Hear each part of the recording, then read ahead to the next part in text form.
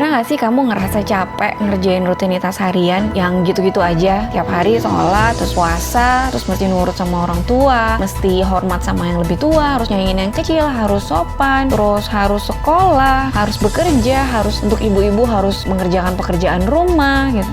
Terus sementara di sisi lain ada banyak hal yang pengen banget dilakuin, tapi harus ditahan. Bisa jadi ditahan juga karena kita ngerasa bahwa kayaknya kok nggak sesuai sama norma agama yang ada, atau nggak sesuai nih sama budaya yang ada, atau nggak sesuai dengan kondisi lingkungan yang ada. Nah, kenapa sih harus kayak gitu? Kenapa sih hidup ini tuh nggak asik-asik aja, nggak gampang-gampang aja, pengen apa ya tinggal dilakukan tanpa peduli dengan hal-hal yang lain itu? Padahal kan hidup tuh cuma sekali. Jawabannya adalah karena sebagai seorang muslim, kita percaya bahwa ada kehidupan sesudah kematian dan nantinya kita harus mempertanggungjawabkan seluruh perbuatan kita setelah kita dibangkitkan dari kematian itu. Nah, tentunya Allah Subhanahu wa Ta'ala tidak serta-merta membiarkan begitu saja kita menghadapi hari pertanggungjawaban tanpa diberikan petunjuk gimana sih sebenarnya cara hidupnya di dunia.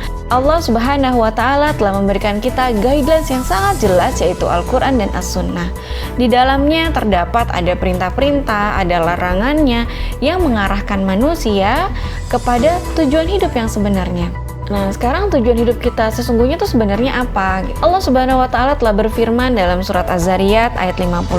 A'udzu billahi minasyaitonir rajim. Bismillahirrahmanirrahim. Wa ma khalaqtul jinna wal insa illa liya'budun. Yang artinya kurang lebih seperti ini. Dan aku tidak menciptakan jin dan manusia melainkan supaya mereka beribadah kepadaku. Jadi tujuan Allah menciptakan seluruh makhluknya adalah tidak lain untuk beribadah. Dan ibadah yang kita lakukan bisa saja ibadah-ibadah harian, misalnya sholat, zakat, puasa, atau bisa juga bentuknya seperti adab, menghormati yang lebih tua, berkata sopan, berbuat baik. Misalnya kita jalan di jalan raya, ada paku atau ada ranting pohon yang menghalangi jalan, kemudian kita pindahkan, itu adalah sebuah ibadah, walaupun sepertinya sangat kecil. Kehidupan kita di dunia ini ibaratnya seperti ladang.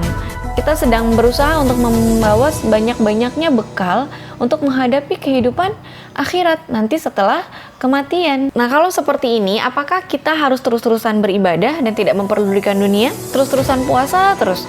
Nah, sebenarnya sudah jelas dalam Al-Quran bahwa Allah menyuruh kita tidak juga seperti itu, karena ibadah itu ada yang sifatnya hablum minallah dan ada yang sifatnya hablum minannas. Ibadah-ibadah hablum minannas itu sama seperti keseharian kita sebagai makhluk sosial. Kita bertetangga, mencari nafkah untuk para suami, para ayah, atau para ibu membereskan rumah, mendidik anak-anak, mengasuh anak. Itu adalah sebuah ibadah yang bisa kita lakukan. Nah, dunia merupakan satu-satunya tempat manusia untuk beribadah. Nah, bumi ini kan adanya di dunia.